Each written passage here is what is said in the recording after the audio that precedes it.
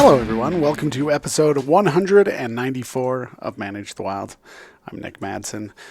Over the last few days, I guess the last couple of weeks, right up before the archery hunt started here in Utah, I was spending quite a bit of time outdoors. And after the hunt has started, I've started to notice a few things. And always the topic that everybody wants to talk about when it comes to public land is crowding. There's a huge crowding issue. That's what, every time you talk to somebody, you ask them how they're doing. There's too many dang hunters and there's not enough deer. Too many dang hunters, not enough elk, not enough moose. And there's too many people. And I've taken an outside perspective on it this year because I haven't drawn a tag and I don't have tags. I'm just trying to find some animals for some people.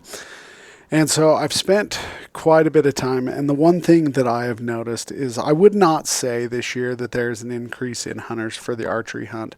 I'd actually say there are less than what I've seen before.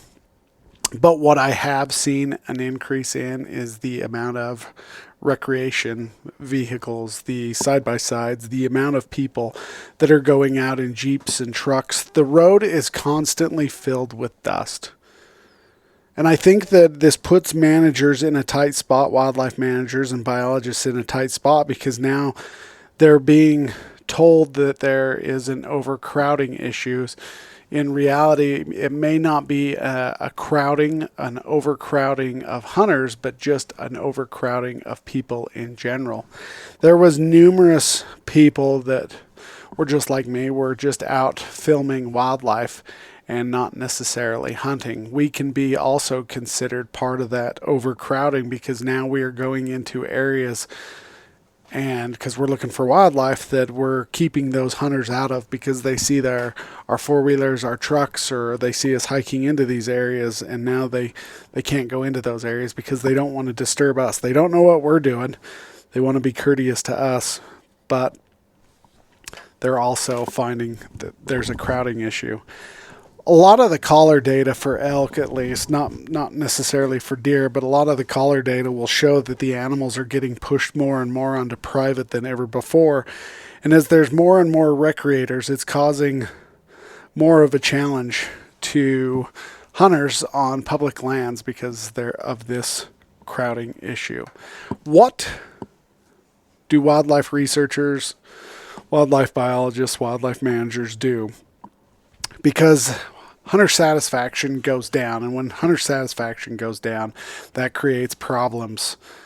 Because at the top end of this is everybody has their jobs because of a politician. And so when the person at the very top who is placed there by a politician starts to feel that his job is in jeopardy, then he starts to put pressure down below on wildlife managers, wildlife biologists, to figure out ways to improve hunter satisfaction. Is there something you can do to improve hunter satisfaction when you just have an overall increase of recreation?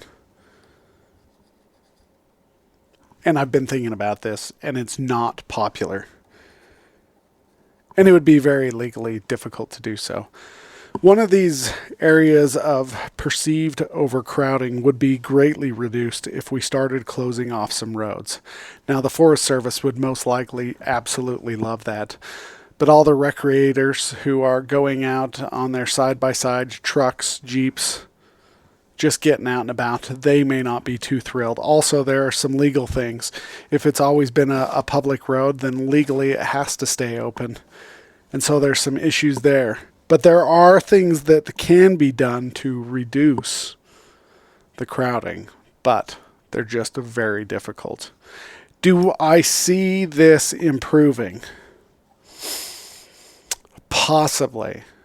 I think because economic times have gone well for the last few years now, interest rates and things are starting to increase, but people are still out there buying those $40,000, $50,000 side-by-sides. And I think until the rates get too high to where they can't buy them, it's currently just a monthly payment for them, and it's not that big of a deal.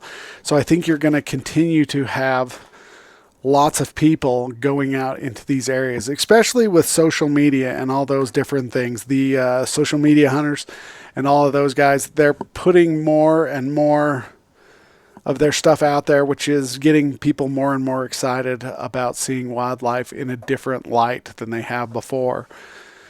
No, I don't know if people are motivated enough to get off the road and hike. And so I think what you're going to have to do is start looking for those areas.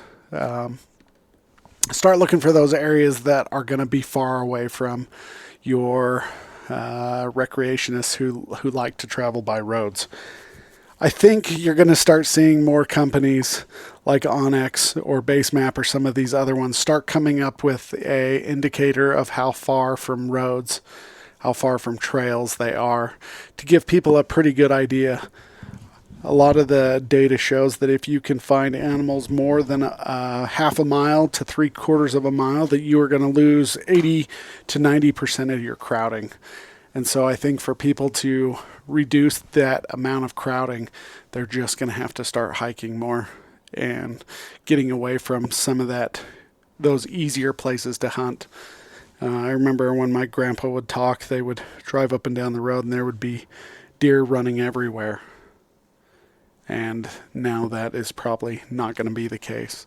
Overcrowding is going to continue to get worse as the population grows and people are pushed into these areas. You're seeing people that have bigger, faster vehicles who are able to cover more ground from one area to another in their 1000s with turbos, their side-by-sides. They can do 60, 70 miles an hour over rough terrain without much of a problem.